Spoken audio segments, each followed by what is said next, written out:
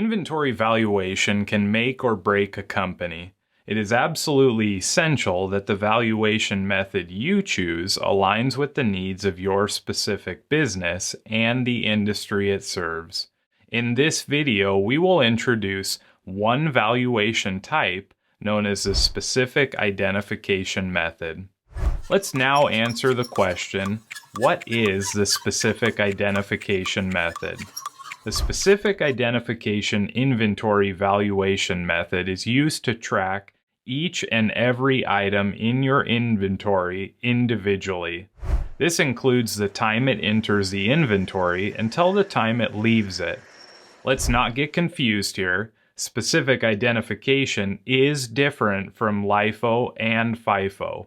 LIFO and FIFO groups pieces of inventory together based on when they were purchased and how much they cost, while specific identification identifies and tracks every piece of inventory individually. The specific inventory method tags or marks each item with its purchase cost and any additional costs that are incurred in the transformation process until it is sold. So, what are some different reasons that a company might choose to use this method of valuation? Before we do that, we need to remind you to always speak with a CPA, professional accountant, or an accounting attorney. While we can share information on this method of valuation, they can give you the specifics that will fit your needs. Okay. The first reason a company may choose to use specific identification is because of the cost of the item. For example, you would not want to identify and track every move of low-profit inventory. However, you may want to consider this method for larger and more expensive items. While many types of valuation are not directly linked to the physical movement or location of the inventory, specific identification is to a certain extent. For example, items that have different features may need to be identified in a specific way so that costs can be tracked and they can be pulled from inventory easily. The final reason we will share comes from Investopedia, and you can find the link in the description below. Quoting from the article, occasionally, it is used to identify specific securities. This method of identification allows investors to reduce or offset capital gains by picking a specific lot of securities to be used as the basis for a sale.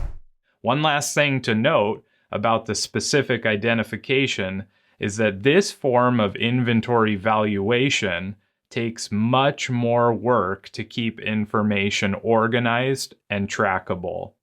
Now, let's look at an example before we go. Let's say you own a manufacturing plant. At your plant, you do assembly as well. Many of the parts look identical but require different methods of processing, which changes the cost. As such, each of your parts is tracked individually from the time they enter the lot until they are sold. In this scenario, the benefits are clear. The owner of the plant gets far more information about the unique parts and the different accessories and features that are most popular with his customers. As you can see, specific identification can be valuable in certain situations. Keep in mind, this is only an introduction to this method of valuation to better help you understand how it applies in inventory management.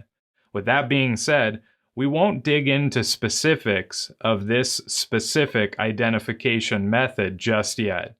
But we would like to know, do you use specific identification? If so, what tips and tricks do you use to track items? Remember, answering these questions opens up discussion and helps build a community where you can interact with each other and find more solutions that ignite your power. See you in the next lecture.